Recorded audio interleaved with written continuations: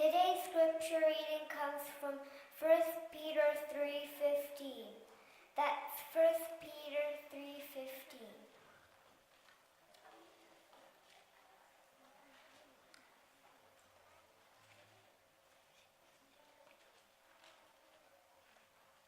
I'll be reading from the New King James Version. But sanctify the Lord in your hearts and always be ready to give a defense to everyone who asks you a reason for the hope that is in you, with meekness and fear. May God add a blessing to the reading of His word. Her name was Encarna. She was beautiful. Not as beautiful as the most beautiful woman in the world, which happened to be my wife. But as an 18-year-old young man, I couldn't see anything beyond her. She was blonde, blue eyes, and believe me, in Spain there is no many like that. So I just couldn't take my eyes away from her. Her hair, I'm kidding not, was below the waistline. I think that she actually sit on it. And she was popular. You know when you watch all these teen movies and say there is the most popular girl in the school and the definitely not popular guy in the school, and how there is a connection and nobody believes it's going to happen and all those things. Okay, nothing to do with now. That's exactly what happened. One day I was walking on the hallway. I was definitely not the most popular in my school, in high school. And I was walking in the hallway going to my next class, and then Encarna and two girls, one was funny and the other one was something else. They were talking and suddenly I noticed how they stopped talking and looked at me. I continued. The same day in the afternoon, it happened again. So then I took notice. The following day, it happened again. But this is how it was. Her, Encarna, was looking at me, and the two girls were looking at her, at me, and doing like this. I thought, oh my goodness, it is her, the one who is actually looking at me. How I deal with that? Well, after a few nights of not sleeping, I did nothing. So what happened? One day, the no-name young girl came to me and gave me a note signed by not her, but Encarna. And I don't remember what it said, because I think it was very blurry, I couldn't even say, but it was something written by her, something like a hi, some deep message, hi, or how are you, something like that. Well, it happened multiple times. I kept receiving notes from Fanny and the no-name girl. Those were the messengers from Encarna. I had to do something. I'm gonna say hello.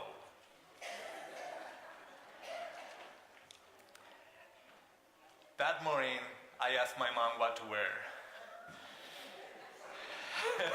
By the way, every morning I ask my wife, honey, what can I wear? If you see me well-dressed, Yelena. If you see me, that doesn't go well, I didn't ask that morning. Anyway, that morning I asked my mom, what can I wear? Sure. I wear that, same hallway, same spot, same ladies, same me. I slow down.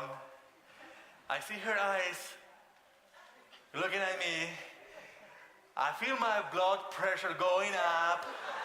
The temples went boom, boom, boom, boom, blurry. And I kept going.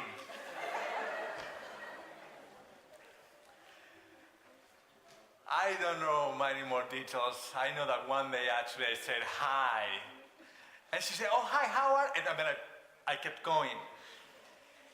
But one day something happened. January 28, 1990, about 8 o'clock p.m., I was driving my dad's car, going to school, to the boarding school. We had choir rehearsal. And I was approaching to the building where the music department was. I thought, this is it. I am going to do it. I kept driving uphill to the girls' dorm. I ring the bell of whoever was in charge, and I said the words, can you ask Encarna, whatever last name, come down please? Yes, do you want me to tell her who is calling her? No. She came down. She looked at me. She was so happy to see me, and I was so scared to death. But I said it. I said, do you want to go with me to the beach?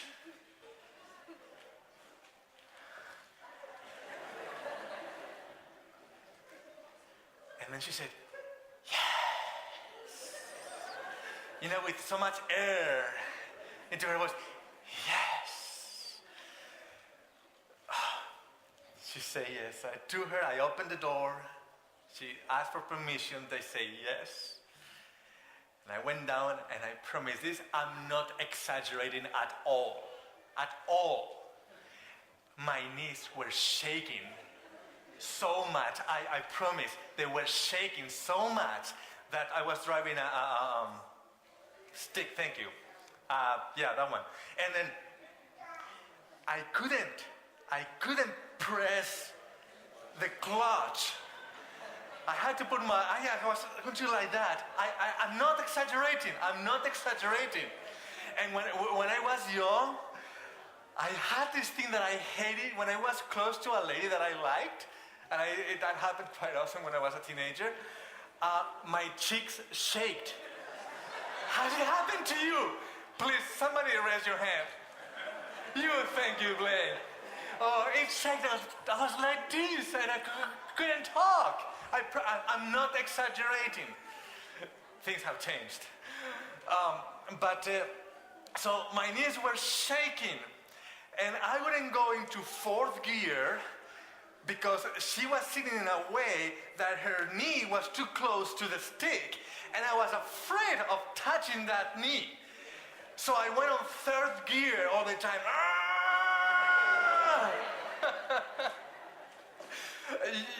You will see where I'm going. I know some people get turned off when somebody says stories like this. You will know where I'm going, okay? There's a purpose with this. Otherwise, I better take my luggage and leave. So I was on third gear. We got to the beach and parked. The beach was in front of us. It was beautiful. It was beautiful. It was close to sunset. No. Then it wasn't 8 o'clock because sunset is early. It was probably about 7 o'clock. And the radio was on, and we haven't said a single word in the about 20 minutes ride from the girls' dorm to the beach. Not a single word. Finally, I said, "Do you want to go?" She said, again, "Yes." You know that air in her sound, "Yes." Like whenever she talked, okay, I'm gonna exaggerate a little bit, but when she talked, her hair was like a, yes, right? So I opened it, I stayed there, I ran, I opened her door again, and we went walking on the beach. Valencia, Sagunto, very, very beautiful. The sun was going down. The reflection of the sun was on the sea, Mediterranean Sea. It was beautiful. And we are walking, having this, I don't remember what we talked about, but it was very awkward that I know. We were talking, and you know when you talk and you walk with somebody, somehow this pinky kept going that way, like this. And her pinky went that way too. And they kept touching a little bit. Ooh, I was like, and then I would stop talking, just focusing on the pinkies. And we actually ended up holding the pinkies. Beautiful. Now that I think of it, I was dead. This was supposed to be in the movies. They make it look so much easier. And then I found the perfect stick on the right spot on the sand. And guess what I did? I took the stick with my hand. I drew a heart. Oh, isn't it cute? I put her name, Encarna, and I put Josue. And we held the pinkies again, and we saw the water wash it over.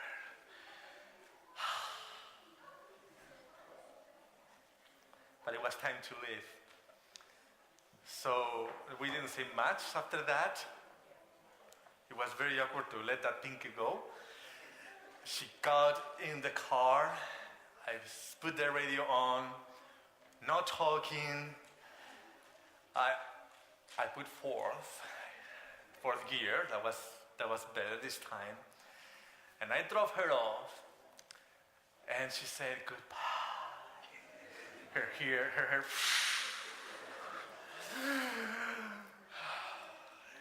And then as I was going back, a car approaches, stops in front of me. I need to stop. A gentleman was driving, and my sister and her best friend, they both come out of the car. They come to my dad's car and say, Josue, we need to go. I was high. I was on a high. Yes, where do you want to go? Let's go to the hospital. I said, why? I said, Dad is in the hospital. Okay, let's go. My sister sat besides me, her friend just behind in the middle seat. I remember asking, do you mind if I put the radio on? Sure, go put it on. I put it on, and we were driving. That was night. It was about 10 o'clock. We had spent a lot of time at the beach. And I see Dede, that was my sister's friend, I see her crying softly. I thought, what's wrong? No, we're just going to see my dad at the hospital. My dad had been sick for 5 years. So oftentimes we had to go to the hospital. He had to go to the hospital oftentimes. So there was nothing new for me.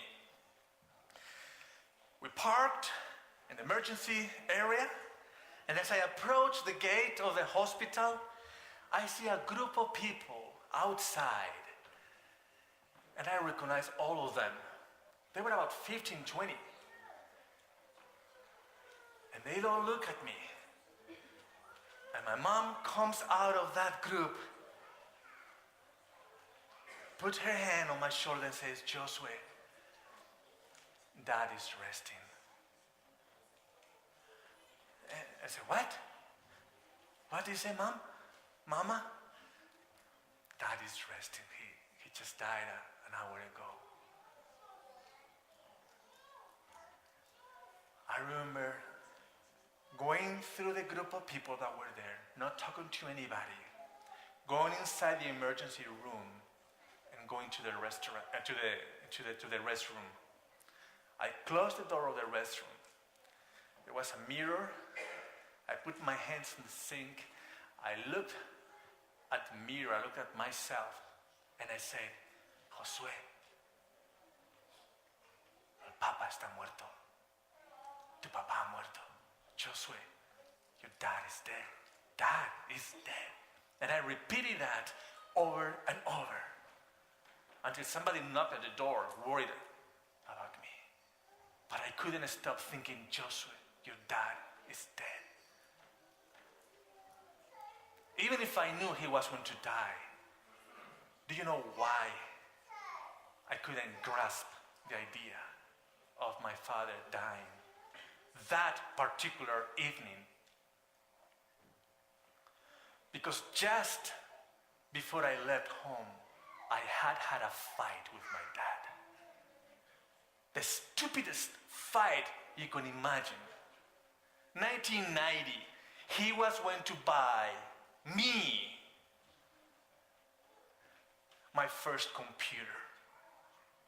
And we had a fight because I wanted a better computer, because I had done some research and I knew what I wanted. But my father was on a disability leave. He wasn't working. He couldn't afford the computer that I wanted. So he told me, Joshua, listen, Mom and Dad have talked, and this is what we can afford. Are you happy? Isn't this exciting? And I just blew it. I said, no, Dad, come on. How do you want me? How do you expect me to do this? That doesn't do anything. But Josue, and I had a fight with him. I didn't talk with him for the whole day. And then in the evening, it was time to eat a supper. We sat at the table and I didn't say a single word. And then I left. I took my dad's keys without permission, and I was going to leave home, and my mom came out of the kitchen and said, Josue, aren't you going to say goodbye to your dad? And I say a swear word in my mind. I went back to the kitchen. I didn't look at him. I said, bye, Dad. And I left.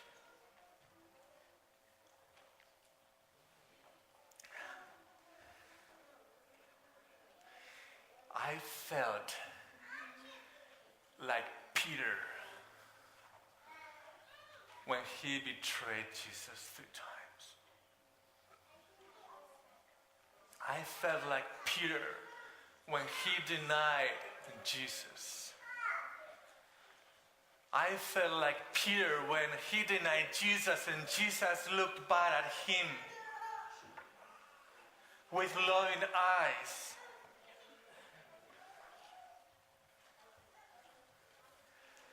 What have I done, Josue? What have I done?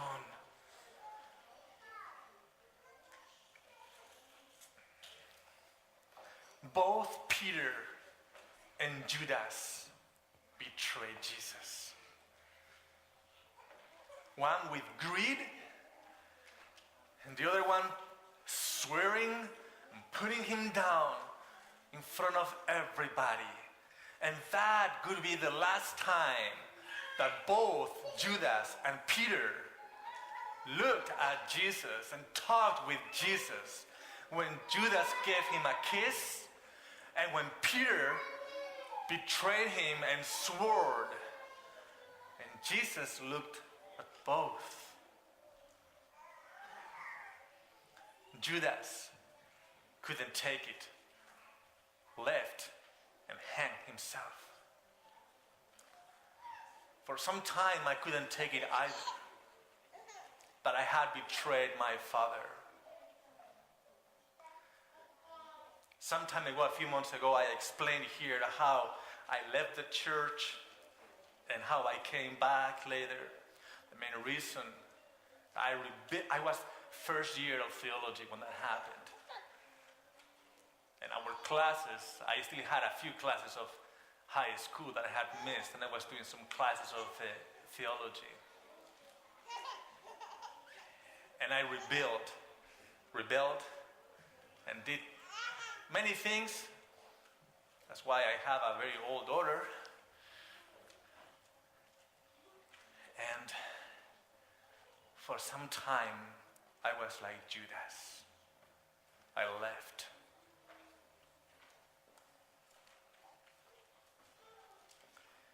But Jesus' eyes kept looking at me. Jesus' eyes were looking at me with love. Jesus' eyes were looking at me with passionate love, with sadness, not because of what I had done to him or my dad, because sadness because I wasn't responding to his love. That's why he was sad. But he was inviting me to come. Until finally, years later, I decided to go with Jesus. Without Jesus, I'd be desperate like Judas. And I was for a few years old. But with Jesus, I could press on. I could have a direction. I could go beyond the guilt of having fought my father for a stupid, silly, unimportant issue. And that being the very last thing I said to my dad. But because of Jesus, I could overcome that guilt because he forgave me. And I could keep on going. And Jesus still now is the only one who keeps me going. It is not the state of the dead doctrine. It is not the clean or unclean food. It's not the mathematics in prophecies. It's not the doctrines that keep me going, but the person, Jesus Christ. It is the fact that he will give me an opportunity to hug my father again and never let him go.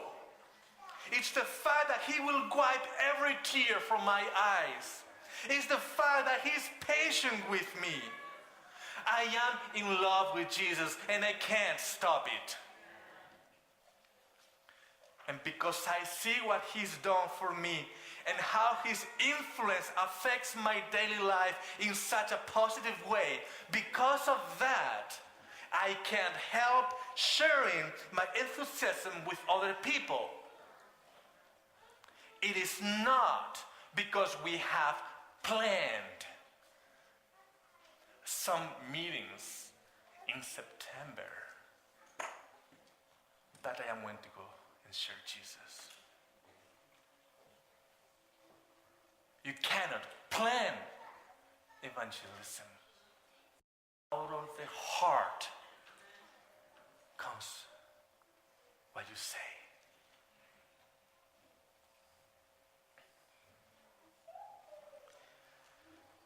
Are you in love with Jesus?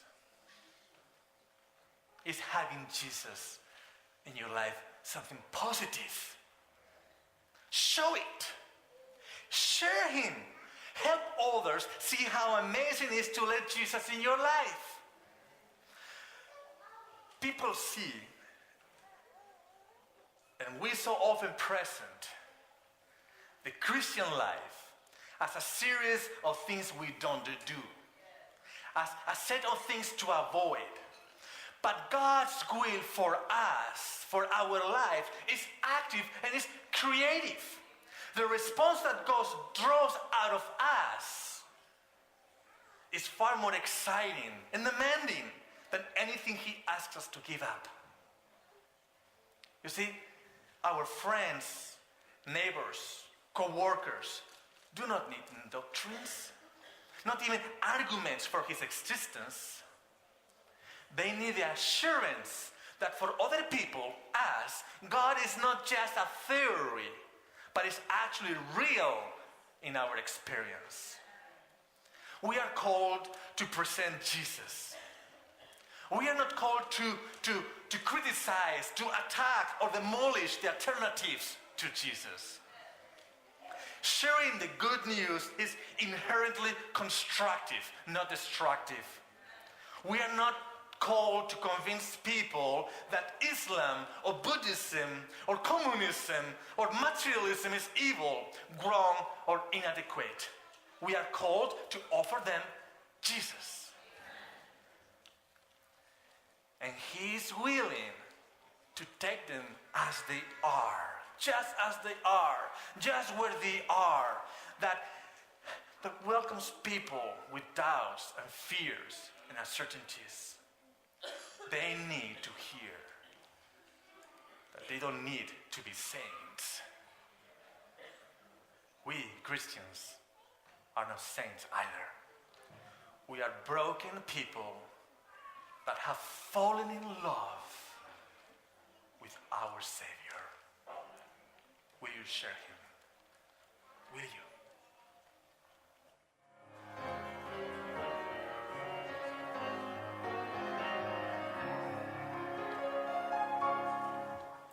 I feel the touch of hands so kind and tender. They're leading me in paths that I must trod. I have no fear when Jesus walks beside me, for I'm sheltered in the arms of God. So let the storms rage high, the dark clouds rise, they won't worry me, for I'm sheltered safe within the arms of God.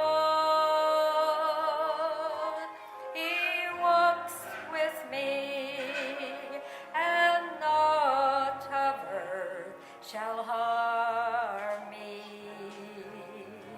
for I'm sheltered in the arms of God.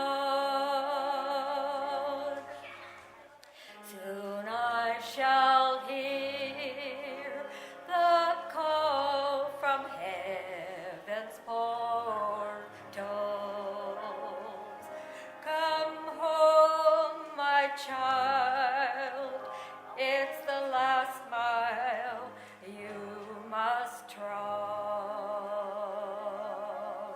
I'll fall asleep and wake in God's new heaven,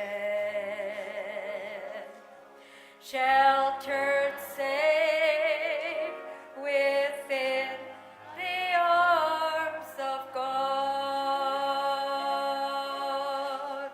So let the storms rage high, the dark clouds rise, they won't worry me, for I'm sheltered safe within the arms of God.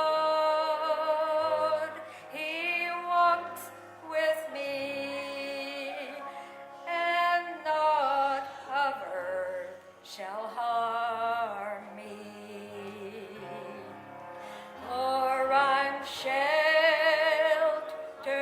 in the arms of God, for I'm sheltered in the arms of God.